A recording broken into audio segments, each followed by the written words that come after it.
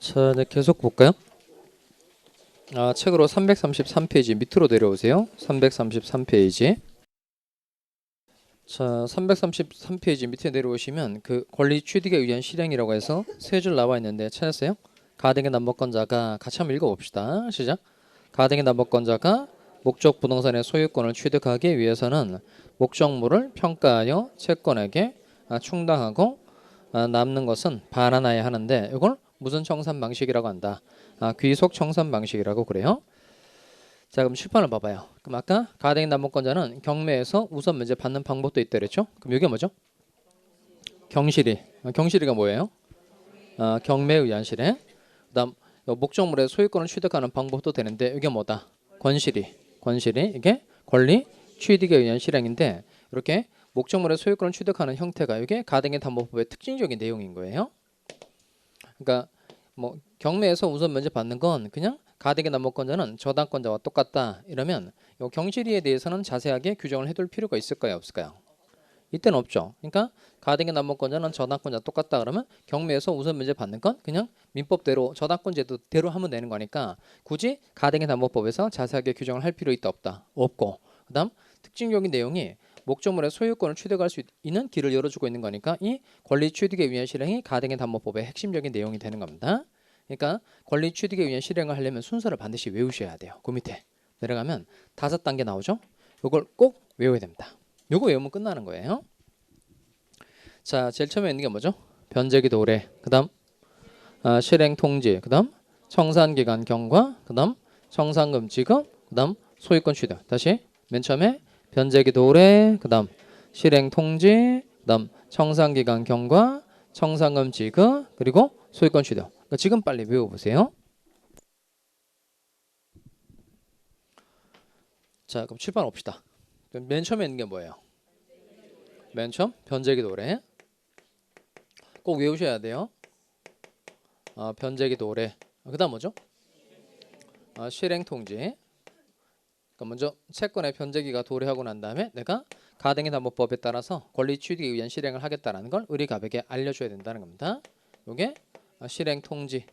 그다음 무슨 기간이 경과해야 돼요?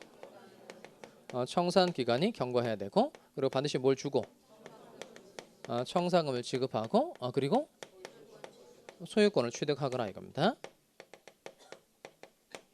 그래서 이게 그 권리 취득에 의한 실행은 그 실행 순서만 외우면 답이 금방 끝난단 말이에요. 제가 옛날에는 이걸 계속 읊어줬어요. 사람들한테 권리 취득에 의한 실행 순서는 자 들어보세요 이러면서 변제기 도래, 실행 통지, 청산 기간 경과, 청산금 지급 그리고 소유권 취득입니다. 하여튼 이거 시험 때까지 계속 읊어줬어요. 계속. 뭐 이것뿐만 아니라 뭐 예를 들어서 뭐 비진이 표시 있죠. 비진이 표시가 107조잖아요. 그때도 다 조문을 내가 그 시험 끝나는 날까지 읊어줬단 말이에요. 그러니까 비진이 표시는 107조에서 규정하고 있고 107조는 1항 2항으로 되어 있습니다. 1항은 본문과 단서로 되어 있는데 본문은 의사 표시는 표의자가 지인이 아님을 알고 한 것이라도 그 효력이 있다. 그러니까 그 효력이 있으니까 원칙적으로 유효하고 단서 내용은 상대방이 표의자의 지인이 아님을 알았거나 이를 알 수 있었을 경우에는 무효로 한다. 그다음 2항 전항의 의사 표시의 무효는 선의의 제3적에 대항하지 못한다라고 되어 있습니다. 이걸 시험 때까지 계속 읊어줬단 말이에요. 이것도 마찬가지로 변제기 도래, 실행 통지, 청산기간 경과, 청산금 지급, 그다음 소유권 취득. 근데 사람들이 결국 시험장 가서 한 건 뭐냐면 가등기 담보 문제도 많이 풀었단 말이에요. 그런데 78번에 가등기 담보 문제가 났단 말이에요. 그러니까 문제집 가져온 거 보니까 그냥 체크하고 넘어갔더라고요. 네, 1년 내내 읊어줬는데 결국 시험장에서는 그냥 체크하고 넘어갔고 물음표 한 사람도 있고 근데 풀었는데 결국 틀린 사람도 많고 그러니까 가등의 담보법은 득점한 사람이 거의 없는 거예요. 그래서 내가 그때 느꼈던 게 뭐냐면 내가 백날 읊어주는 건 소용이 없구나. 백날 읊어주는 건 소용이 없구나. 왜냐면 그 들을 때뿐이고요. 그 여러분 스스로 외우지 않은 거니까 오래 가지 않는 것 같아요. 그리고 그 다음에는 그 9월 셋째 주인가 그래요. 9월 셋째 주에 그 동영 모의고사 보고 이제 그날도 아직도 제 생생하게 기억나는 게 뭐냐면 그 9월 달은 동영 모의고사라고 해서 이제 실제 시험하고 동일한 형태의 모의고사 사회를 이제 보는 달이란 말이에요. 근데 평균이 몇 점이었더라? 45점이었나? 계속 그런 거예요. 계속. 그러니까 뭐 55점이면 그래도 좀 안심을 하고 그럴 텐데 45점인 거예요. 그럼 이제 나한테 주어진 기회는 단 3번이란 말이에요. 그러니까 마지막 통용모의사 9월 마지막. 그다음에 10월 이제 그 마무리 특강 2번. 그러니까 나한테 총 주어진 기회는 3번. 현재 스코어는 45점. 그러니까 여러분도 스트레스 받지만 나도 스트레스 받더라고. 엄청. 그날 그 집에 가서 거의 주로 이제 저는 주로 밤에 작업을 하는 편이거든요. 그래서 9월 10월에 가면 보통 한 2시 3시까지 해서 그 작업을 하는 편이거든요. 그때 뭐 문제 만들고 그런단 말이에요. 근데 점수가 너무 안 나오니까 마음이 너무 답답하더라고요. 저는 이제 그 일이 잘 되고 이러지 않을 때 이제 주변 정리를 먼저 시작해요. 그래서 책상을 일단 무조건 깨끗하게 해요.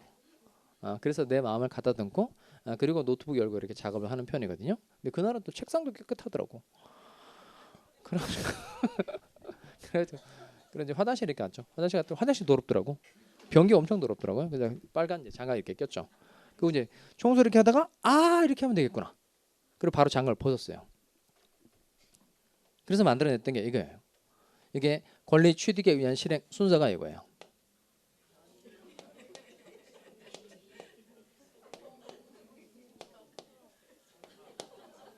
이게 변기통 총청소예요. 변기통 총청소. 그렇게 해서 내가 그날 바로 가등의 답법 문제를 바로 2문제를 만들었어요. 2문제를 만들고 그 다음 학원에 가서 이 순서를 가르쳐주면서 수업을 해봤단 말이에요. 사람들이 완전 머리에 확 들어오는 거예요. 그리고 그의 가등의 답법 문제를 우리가 풀었던 게 4문제인데요. 그중에 비슷한 문제가 하나 났어요. 사람들이 다 맞았어요. 그 옆에다가 써놨더라고. 변기통 총청소 이렇게 해놓고. 이 순서만 알면 답이 그냥 보이는 거란 말이에요. 자, 순서 잘 기억하세요. 맨 앞에 있는 게 뭐죠? 변제기 도래. 그다음 좀 더러워도 이렇게 외워요. 자, 변기 이게 뭐죠? 변제기 도래. 그다음 통 실행 통지. 그다음 청산기간 경과. 그다음 청산금 지급. 그다음 소유권 취득. 그 책에다가 이렇게 잘 동그라미 해두세요. 자, 외울 수 있겠죠? 자, 그럼 먼저 뭐가 도래해야 돼요? 그러니까 변기통 총청소를 머릿속에 생각하고 그냥 해봐요. 맨 앞에 있는 게 뭐죠? 변제기 도래. 그다음 통 실행 통지. 그다음 청산기간 경과. 그다음 청산금 지급. 그다음 소유권 취득. 벌써 표정이 좋아졌어요. 자, 그러면 몇 가지를 맞춰봅시다. 권리 취득에 의한 실행 통지는 반드시 피담보 채권 변제기 이후라야 한다. 못 들었어요? 권리 취득에 의한 실행 통지는 반드시 피담보 채권의 변제기 이후라야 한다. 뭐 고민할 것도 없잖아요. 변기통이죠. 변제기 도래 다음에 실행 통지가 나오잖아요. 그럼 실행 통지를 반드시 변제기가 도래하고 난 다음에 해야 되는 거 맞죠? 그러니까 권리 취득에 의한 실행 통지는 피담보 채권의 변제기 도래 이후라야 한다. 그럼 당연히 O예요, X예요. O. 그러니까 다 이런 류의 지문들인 거예요. 제 말 이해돼요? 권리 취득에 의한 실행을 하기 위해서는 실행 통지가 채무자 등에게 도달한 날로부터 청산 기간이 경과해야 한다. 다시 실행 통지를 하고 뭐가 경과해야 돼요? 청산 기간이 경과해야 돼요. 그러니까 권리 취득에 의한 실행을 하기 위해서는 실행 통지가 채무자 등에게 도달한 날로부터 청산 기간이 경과해야 한다. 이거 어디가 X예요? 눈을 뜨고도. 권리 취득에 의한 실행을 하기 위해서는 실행 통지가 채무자 등에게 도달한 날로부터 청산 기간이 경과해야 한다. 그럼 실행 통지 다음에 뭐 나와요? 실행 통지 다음에 청산 기간이잖아요. 그러니까 실행 통지가 먼저 있고 그다음에 뭐가 경과돼야 돼요? 청산 기간이 경과돼야 돼요. 그러니까 다 이런 식의 문제란 말이에요. 그러니까 순서만 정확하게 기억하면 돼요. 외워도 대입이 안 되는. 그럼 일단 외워. 자, 확실하게 외우면 이제 머릿속에 남잖아요. 맨 앞에 있는 게 뭐죠? 변제기 도래, 그다음 실행 통지, 그다음 청산 기간 경과, 그다음 청산금 지급. 이 두 가지 중에는 반드시 이게 기간이 지나고 돈을 주는 거예요. 무슨 기간 지나고? 청산 기간 지나고, 그다음 청산금 지급하고, 그리고 소유권 취득하는 겁니다. 그러면 지금 갑이 빌린 돈이 얼마예요? 갑이 빌린 돈이 1,000만 원이죠. 1,000만 원에 변제기가 왔음에도 불구하고 갑이 1,000만 원을 갚지 않고 있다. 그러면 을은 권리 취득에 의한 실행을 하겠다라는 걸 알려줘야 된다는 겁니다. 그럼 이때 을이 갑에게 통지해 줘야 되는 가장 결정적인 내용은 뭘까요? 갑 네가 받을 돈이 얼마다라는 걸 알려줘야 돼요. 갑 네가 받을 돈이 얼마다라는 걸 반드시 통지를 해줘야 된다는 겁니다. 그러면 목적물의 가액이 얼마예요? 3,000만 원이죠. 그럼 자기 채권이 얼마예요? 1,000만 원. 그러니까 뭐 가격 변동 없고 이자 다 떼고 계산해 봅시다. 목적물의 가액이 3,000. 그다음 자기 채권이 얼마? 천만 원을 뺀 얼마? 그러니까 갑 D가 2천만 원 반환받을 게 있다는 걸 알려줘야 된다는 겁니다. 그러니까 청산금의 평가액을 통지를 해주는 거예요. 그러면 실행 통지가 날라오면 갑이라는 사람은 지금 을이라는 사람이 나의 건물에 대해서 소유권을 가져가려고 하는구나라는 걸 알게 되죠. 그럼 이때는 갑이 빨리 돈을 마련해서 을이라는 사람에게 돈을 갚고 자기 소유권을 유지할 수 있도록 만들어 줄 필요가 있죠. 갑으로 하여금 돈을 마련할 수 있는 시간을 마련해 줄 필요가 있다 없다? 있어요. 그게 이제 청산 기간이라는 거예요. 그럼 청산 기간은 요 실행 통지가 채무자 갑에게 도달한 때로부터 어느 정도의 기간에 경과해야 돼요. 청산 기간은 몇 개월이죠? 2개월이에요. 청산 기간은 몇 개월이다? 2개월입니다. 그 왜 2개월이에요? 청산이라서 그래요. 청산. 청산 기간 몇 개월? 2개월. 시험은 3개월로 나올 거란 말이에요. 청산 기간 몇 개월이다? 2개월. 자, 일단 요 실행 통지가 채무자 등에게 뭐 어딜 넘겨요? 여기를 계속 보세요. 뭐 넘어가는 게 급해요? 이걸 이해하는 게 중요하잖아요. 이해해서 머릿속에 넣어야 되잖아요. 그러니까 요 실행 통지가 채무자 갑에게 도달한 날로부터 일단 몇 개월이 지나가야 돼요? 2개월이 지나가야 돼요. 2개월 동안 을은 아무것도 하면 안 돼요. 갑도 이 목적물을 다른 사람이 확 팔아치워 버리고 그러면 안 된다는 겁니다. 그러니까 청산 기간 몇 개월? 2개월. 그리고 반드시 뭘 주고? 청산금을 주고. 청산금이 지금 얼마예요? 2천만 원이죠. 그러니까 청산금 2천만 원을 주고 그리고 소유권을 취득하거라 이겁니다. 그러면 종전에는 청산금 주지도 않고 막바로 본능길 해서 소유권을 취득했는데 그런 건 처분 청산 방식이라고 그래요. 그럼 이렇게 청산금을 지급하고 목적물의 소유권을 취득하는 형태는 요 용어 알면 돼요. 청산금을 지급하고 소유권을 취득하는 형태를 뭐라고 한다?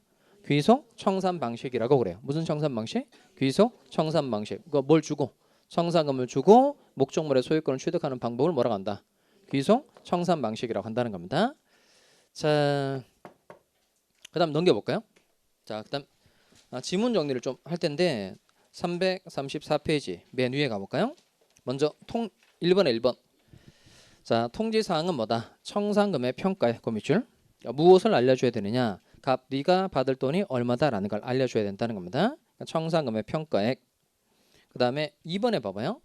자, 청산금의 평가액이 채권에게 미달하여 청산금이 없다고 인정되는 때 없다 동그라미 하시고 없다. 자, 그럼 칠판 나와봐요. 그럼 여기는 지금 청산금이 있어요 없어요? 목적물의 가액이 3천, 그 다음에 채권 금액이 1,000만 원. 그럼 이제 2천만 원 청산금 있죠. 청산금이 있는 경우에는 아무런 문제가 되지 않는데 그 목적물의 가격이 예약 당시에는 이제 3천만 원이었는데 실행 통지를 할 때 와보니까 이 목적물의 가격이 뚝뚝뚝 떨어진 거예요. 그래서 피담보 채권의 이하로 떨어진 겁니다. 그러면 청산금 자체가 있어요 없어요? 없어요. 그다음 목적물의 가액은 그대로라고 하더라도 이자가 계속 부풀었어요. 이자가 계속 부풀어서 원래 금액을 초과하게 됐다는 겁니다. 그러면 청산금이 있다 없다? 없어요. 그럼 청산금이 있으면 그 금액을 통지를 해줘야 되는데 청산금이 없으면 실행 통지를 해야 돼요 할 필요 없어요. 해야 돼요. 해야 돼요. 그 맨 끝에 가보세요. 그 뜻을 통지해야 한다. 그러니까 청산금이 없을 때 통지 의무가 없다 그러면 틀려요. 청산금이 없을 때에도 갑디가 하나도 받을 돈이 없다는 거 알려줘야 된다는 겁니다. 통지해야 한다 할 필요 없다. 해야 돼요. 해야 돼요. 자, 그 다음에 3번에 갑시다. 채권자는 자신이 통지한 청산금에 관하여 다툴 수 있다 없다? 없어요. 자, 누가 다툴 수 없다고 되어 있죠? 채권자는. 누구는 다툴 수 없다? 채권자는 다툴 수 없고 뒤집어 말하면 누구는 다툴 수 있어요? 채무자는 다툴 수 있다는 겁니다. 그러면 채권자는 왜 다툴 수가 없을까요? G가 계산한 거니까. 자기가 계산한 거니까 채권자는 다툴 수 있다 없다? 없어요. 자, 그럼 칠판을 봐봐요. 자, 원래 목적물의 가액은 3천인데 원래 이자가 200이라고 쳐봐요. 원래 이자가 200인데 갑이라는 사람이 자기 채권이 이제 1,000만 원입니다. 근데 이자가 100만 원으로 계산한 거예요. 100만 원. 100만 원. 원래 자기 채권의 이자가 원래는 얼마예요? 200만 원인데 100만 원으로 잘못 계산했다는 겁니다. 1,000만 원에다가 자기 채권 100만 원만 계산한 거예요. 그럼 갑한테 통지 준 금액은 얼마일까요? 좀 계산이 좀 어렵죠. 1,000만 원에서 100만 원을 더하면 1,100만 원이고 3천만 원에서 1,100만 원을 빼면 얼마야? 1,900이죠. 그러니까 원래는 이제 원래 얼마예요? 원래가 200이니까 이거 얼마죠? 1,800만 통지를 해주면 되는데 1,900만 원 받을 게 있다 이렇게 통지해 줬다는 겁니다. 그럼 이거 누가 계산한 거예요? 채권자가 계산한 거죠. 채권자 자기가 계산했는데 내가 이자 계산을 잘못해서 너한테 줄 돈이 1,900이 아니고 1,800만 원이다. 이렇게 채권자는 주장할 수 있다 없다? 없다는 거예요. 그러니까 채권자 자기가 계산한 거니까 채권자는 자신이 통지해준 금액에 관해서 채권자는 다툴 수 있다 없다? 없다는 거예요. 자, 그다음에 이번에는 이제 이자가 200만 원이에요. 이자가 200만 원임에도 불구하고 이 사람이 자기 채권을 300만 원으로 계산했어요. 그럼 갑한테 알려준 돈은 얼마일까요? 1,700만 원인 거죠. 원래는 제대로 된 이자가 200만 원이니까 갑이 받아야 될 돈은 얼마인 거예요? 1,800만 원인데 1,700만 원만 통지해 줬다는 겁니다. 그러면 채무자 쪽에서는 다툴 수 있다 없다? 있죠. 그러니까 내가 받아야 될 돈이 1,800만 원인데 왜 1,700만 원밖에 통지를 해주지 않느냐? 채무자는 다툴 수 있다 없다? 있다는 거예요. 그러니까 이해되시죠? 누가 다툴 수 없는 거예요? 채권자가 다툴 수 없다는 겁니다. 채권자는 왜 다툴 수 없다고요? 자기가 계산한 거니까. 자기가 계산. 자, 그다음에 하나 조금 그 뒤쪽에 걸 하나 먼저 이어서 좀 처리 좀 해봅시다. 그 양가로 2번에 동그라미 3번 봐봐요. 양가로 2번에 동그라미 3번. 목적 부동산의 선순위 권리 등의 선순위 담보권 등의 권리가 있을 때에는 찾았어요? 자, 거기를 2번에 3번. 목적 부동산의 선순위 담보권 등의 권리가 있을 때에는 그 채권액을 계산함에 있어서 선순위 담보권 등에 의하여 담보된 채권을 포함하여야 한다. 이렇게 되어 있네요. 다시 읽어보세요. 바로 한번 계산을 해보실까요? 자, 그러면 만들어 볼 테니 잘 따라오세요. 자, 이 사람이 을한테 돈 1,000만 원을 빌렸어요. 1,000만 원을 빌렸는데 을 이전에 A라는 사람이 먼저 갑에게 이제 1,000만 원을 빌려준 겁니다. 그 다음에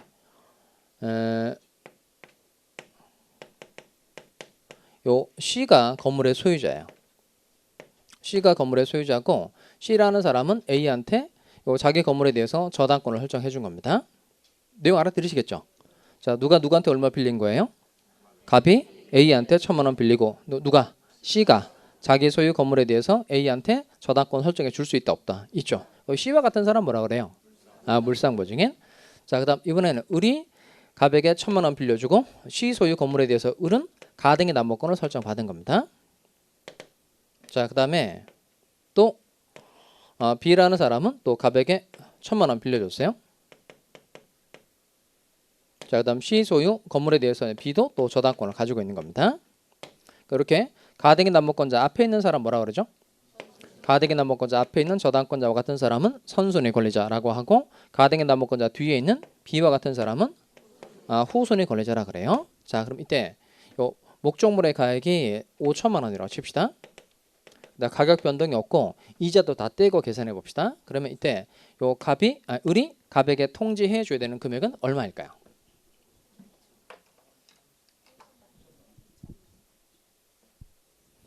자, 을이 갑에게 통지해 줘야 되는 돈은 얼마일까요?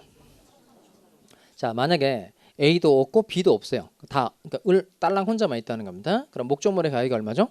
5천. 자기 채권 얼마죠? 1,000만 원. 그럼 갑에게 통지해 줘야 되는 돈은 얼마야? 4천. 자, 근데 요 선순위 권리자도 있고 후순위 권리자도 있다는 겁니다. 그러면 자기 채권을 계산할 때 먼저 목적물의 가액이 얼마죠? 5천. 그럼 자기 채권 얼마예요? 1,000만 원인데 이때 요 선순위 담보권에 의해서 담보된 채권을 포함해야 된다는 겁니다. 이때 후순위 담보권자에 의해서 후순위 담보권에 의해서 담보된 채권은 포함한다, 제외한다. 제외. 그러니까 누구 것만 포함시키는 거예요?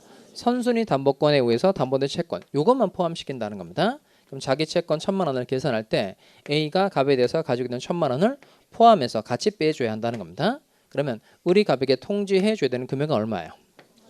얼마가 되는 거죠? 3,000만 원. 다 집어넣어서 2,000만 원 이렇게 하면 안 된다는 거예요. 다시 볼까요? 자, 목적 부동산에 뭐가 있을 때? 거기 동그라미 하시고 선순위 담보권 등의 권리가 있을 때에는 그 채권액을 계산함에 있어 선순위 담보권에 의해서 담보된 채권을 포함한다. 그러니까 누구 것만 포함시킨다? 선순위 권리자 것만 포함시킨다는 겁니다. 누구 것만 포함시킨다?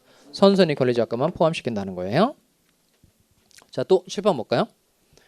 자, A 그다음에 을 B에게 각각 저당권, 가등기 담보권을 설정해 준 사람은 누구예요? 저당권 설정해주고 가등기 담보권 설정해준 사람 누구예요? C죠. 근데 이 C가 가등기 담보권 설정해주고 난 다음에 이 C가 건물을 D한테 팔았어요. 매매하고 D라는 사람에게 소유권 이전 등기가 넘어가 있는 상태입니다. 그럼 이때 이 을은 갑에게 통지해 줘야 될 돈이 아까 얼마라 그랬죠? 3천만 원이라 그랬죠. 그러면 누구에게 통지해 줘야 되는 거예요? 3천만 원 받을 게 있다라는 거 누구에게 통지해 줘야 돼요?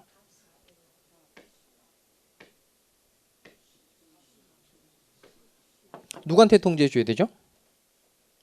요걸 외워야 돼요. 자, 위로 올라올까요? 자, 올라오시면 어딜 보냐면 이제 4번 실행 통지 4번 실행 통지 4번 찾았어요? 통지의 상대방 옆에다 쓸까요? 채무자 등 통지의 상대방을 밑줄하시고 채무자 등이라고 쓰세요. 자, 통지의 상대방은 누구다? 채무자 등인데 그 채무자 등에 해당되는 세 사람을 꼭 외워야 돼요. 그 세 사람이 누구죠? 채무자, 그다음 물상보증인, 그다음 세 번째 있는 사람 밑줄하세요. 담보 가등기 후 소유권을 취득한 제3자 밑줄하시고 거기다가 제3 취득자라고 써봐요.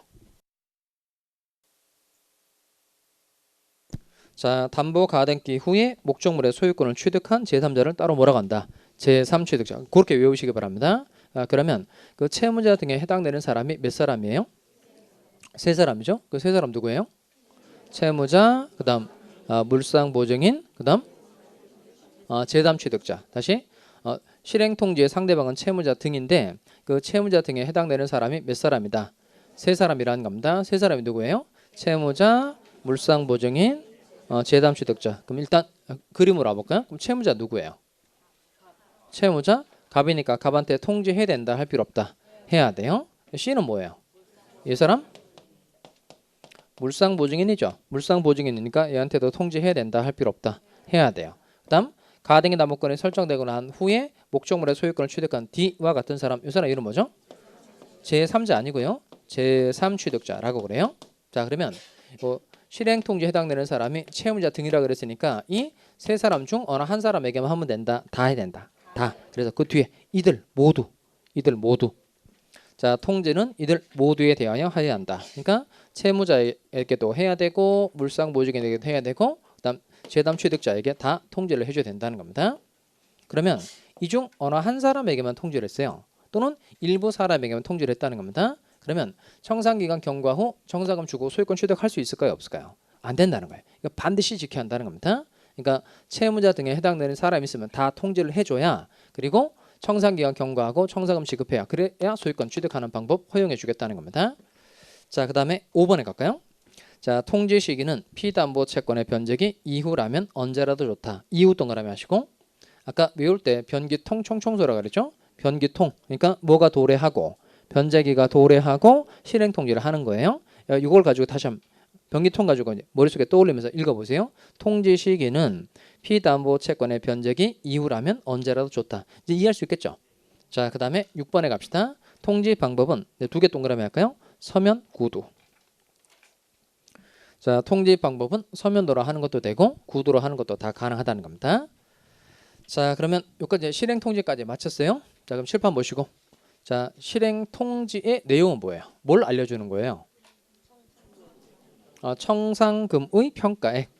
네가 받을 돈이 얼마다. 청산금의 평가액을 알려주는 거고 그다음 또 칠판 볼까요? 누구에게 통지를 해준다. 채무자 등에게 통지를 해주는데 채무자 등에 해당되는 사람이 몇 사람이다. 세 사람. 누구예요? 보고 읽으세요. 채무자, 그다음 물상보증인, 제3 취득자에게 통지를 해준다. 그다음 이렇게 실행 통지가 채무자 등에게 경과한 때로부터 청산 기간이 경과해야 되는데 청산 기간 몇 개월이라고 그랬죠? 2개월. 자, 지문으로 확인해 봅시다. 2번에 1번. 자, 실행 통지가 채무자 등에게 도달한 날로부터 몇 개월이 경과해야 된다. 2개월. 2개월 동그라미 하시고 숫자 반드시 외웁니다. 자, 그다음 2번에 봐봐요. 자, 목적 부동산의 가액이 채권액을 넘는 경우에는 끊고 이거 청산금이 있다는 거예요? 없다는 거예요?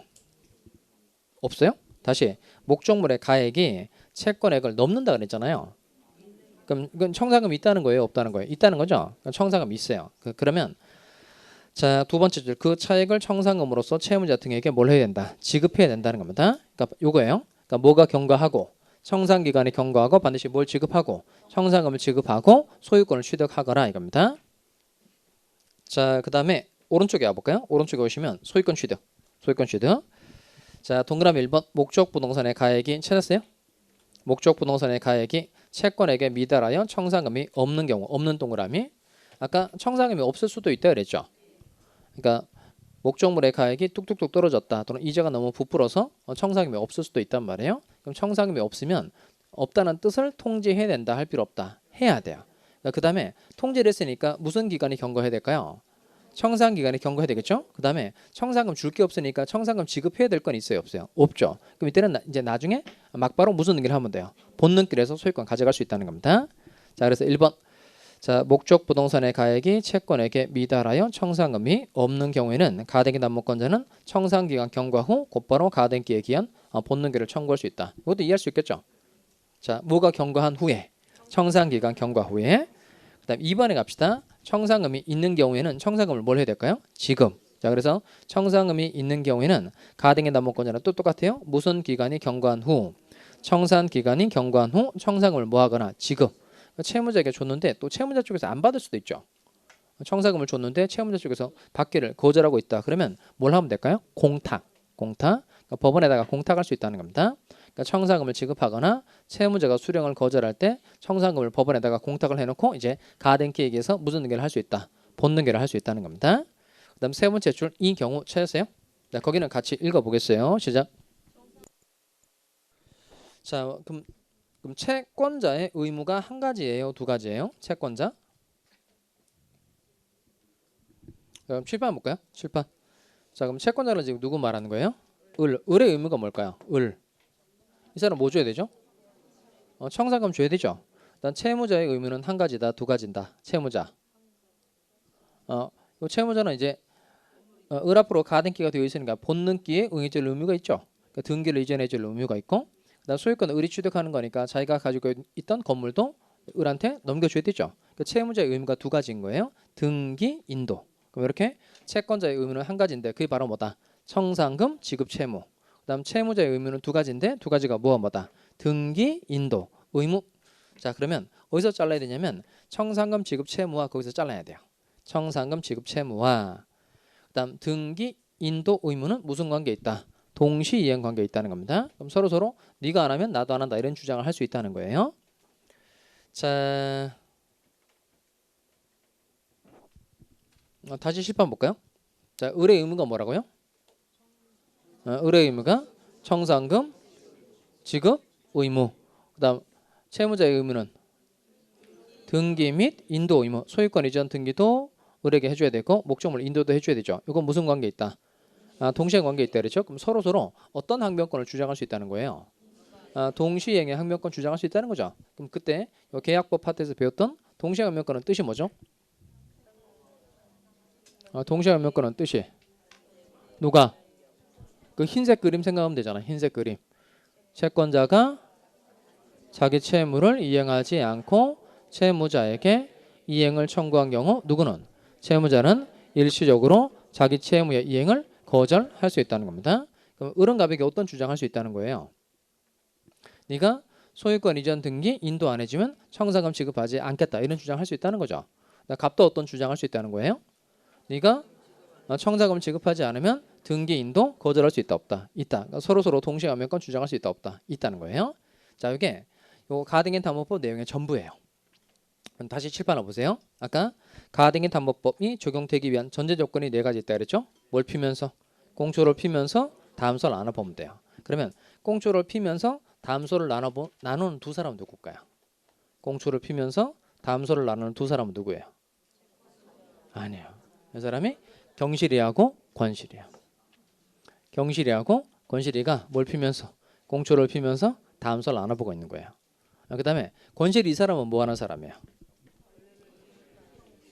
권실이 이 사람은 변기통을 총총 싸는 사람이에요. 그렇게 하면 돼요. 그러니까 가등기 나무법은 영국으로 생각하면 돼요. 가등기 나무법 이게 막이 이렇게 올라가는 거예요. 그럼 이제 한쪽 귀퉁이에 두 사람이 있다는 거예요.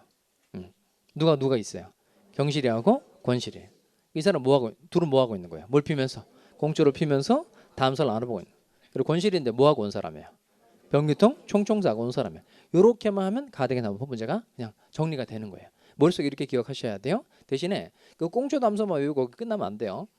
공은 뭐예요? 잘 모르겠는데요. 초도 잘 모르겠는데요. 다음 잘 모르겠는데요. 소 저한테 기대하지 마세요. 이렇게 하면 안 돼요. 공은 뭐죠? 공시할 수 있을 거. 초가 할 거. 담보 목적에 계약이 있을 거. 소비 대체 기한 채권일 거. 그다음 경실이는 뭐예요? 경실이. 또박또박. 경매에 의한 실행. 경매에 의한 실행. 그다음 권실이는 권리 취득에 의한 실행. 그다음 권실이 순서가 이게 변기통 총청소죠. 변기통 총청소. 그래서 변제기 도래 실행 통지 청산 기간 경과 청산금 지급 그다음 소유권 취득. 자, 그럼 또 칠판을 볼까요? 자, 그러면 이게 가등기 남목권자는 목적물을 점유해요, 점유하지 않아요? 가등기 남목권자는 목적물을 점유한다, 점유하지 않는다. 점유하지 않죠. 왜 그렇죠? 누가 똑같기 때문에. 저당권자 똑같기 때문에 그렇다는 겁니다. 자, 그다음 요 목적물의 사용 수익권은 가등기 남목권자에게 있을까요? 가등기 남목권 설정자에게 있을까요? 목적물의 사용 수익권. 목적물의 사용 수익권은 누구한테 있다? 이런 문제가 나오면 뭐 이렇게 생각하시면 안 돼요. 가등기 남목권자는 소유자와 똑같다, 저당권자 똑같다. 저당권자 똑같아요. 저당권자 똑같아요. 그러니까 이쪽에 와서 저당권자는 목적물을 점유하지 않죠. 그러니까 목적물의 점유, 사용 수익은 여전히 누가 하는 거예요? 저당권 설정자가 하는 거죠. 똑같아요. 그러니까 가등기 남목권자는 목적물을 점유, 사용 수익하지 않는 사람이니까 목적물의 점유, 사용 수익은 여전히 누가 하는 거예요? 가등기 남목권 설정자가 하는 겁니다. 가등기 남목권 설정자. 그다음 청산 절차가 종료한 후에 목적물의 소유권을 취득하는 사람은 누구일까요? 청산 절차가 종료한 후에 목적물의 소유권을 취득한 사람은 누구예요? 그러니까 청산 절차가 종료했다 이 말은 뭐냐면 변기통 총청소가 끝났다는 뜻이에요. 그 청소를 다 했다는 거예요. 아시겠죠? 변기통 총청소. 그래서 소유권을 취득했다는 거예요. 그러면 갑이 가지고 있는 소유권이 누구에게서 누구로 넘어가는 거죠? 을에게 넘어가는 거죠. 그러면 청산 절차 종료 후에는 누가 소유권 취득하는 거예요? 을이니까 누가 소유권 취득하는 거야? 가등기 남목권자가 소유권 취득하는 거죠. 그러니까 청산 절차 종료 후에 목적물의 사용 소유권은 누구에게 있는 거예요? 가등기 남목권자에게 있는 거죠. 이해할 수 있죠? 그러니까 원래 목적물의 사용 소유권은 원래 누구한테 있어요? 목적물의 사용 소유권은 원래 누구한테 있다? 가등기 남목권 설정자에게 있다. 왜냐하면 이 사람이 목적물을 점유 사용 수익하는 사람이니까. 그런데 청산 절차 종료 후에 목적물의 사용 수익권을 취득하는 사람은 누가 된다? 가등기 남목권자가 된다. 왜냐하면 청산 절차가 종료했다 그랬으니까 이건 무슨 실행이 됐다는 거예요? 무슨 실행이 됐다? 권실이잖아요. 권리 취득에 의해 실행을 해서 누가 소유권을 취득한 거예요? 가등기 남목권자가 소유권을 취득했다는 소리인 겁니다. 제발 이해돼요? 자, 그다음 피담보 채무에 변제가 없는 경우 가등기 남목권자는 곧바로 경매를 청구할 수 있다. 다시 피담보 채무에 변제가 없는 경우 가등기 남목권자는 곧바로 경매를 청구할 수 있다. 자, 그러면 이렇게 뭐 가등기 남목권 자리에 뭘 집어넣으면 돼요? 저당권을 집어넣으면 돼요. 그럼 여기 보세요. 자, 변제가 없으면 저당권자는 곧바로 경매 청구할 수 있어요? 재판하고 경매 청구해야 돼요. 곧바로 경매 청구할 수 있잖아요. 곧바로 경매 청구할 수 있죠. 그러니까 요 가등기 남목권자도 똑같은 거예요. 가등기 남목권자도 소유자와 같다, 저당권자와 같다. 저당권자 똑같아요. 저당권자가 똑같으니까 피담보 채무를 변제하지 않으면 재판 같은 거 할 필요 없고 곧바로 경매를 청구할 수 있다 없다. 있다. 비록 등기부상에는 가등기 권리자, 가등기권자, 가등기 남목권자 이렇게 돼 있다고 하더라도 가등기만 가지고 있다고 하더라도 가등기 남목권자는 누가 똑같은 거니까 저당권자가 똑같은 거니까 요 곧바로 경매를 청구할 수 있다 없다 있다는 겁니다. 그다음에 요 목적물이 3천만 원에 경락됐다고 쳐봐요. 그러면 가등기 남목권자는 딱 1,000만 원만 변제를 받는다. 아니면 1,000만 원보다 좀 많은 금액을 변제받는다. 좀 많은 금액이 되죠. 그럼 어디까지 우선 변제를 받을까요?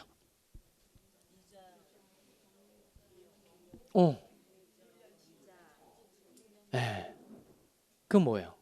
그 제가 뭘 여쭤보고 있는 거죠? 이게 피담보 채권의 범위 물어보고 있는 거죠. 그러니까 저당권자가 경매 청구했을 때 우선 변제 받을 수 있는 금액의 범위가 있는데 총 몇 가지 있다? 5가지. 5가지. 5가지 뭐죠? 3개 2개 잘라서 외웠잖아요. 3개. 원본, 이자, 위약금.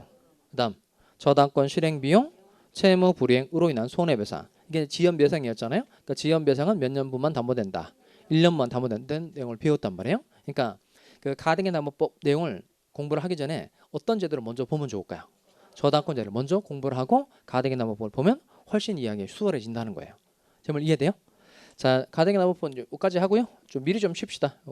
부동산 실명법은 이제 내용이 또 잘릴 테니까 여기까지 해놓고 미리 좀 쉬었다가 부동산 실명법 보도록 하겠어요.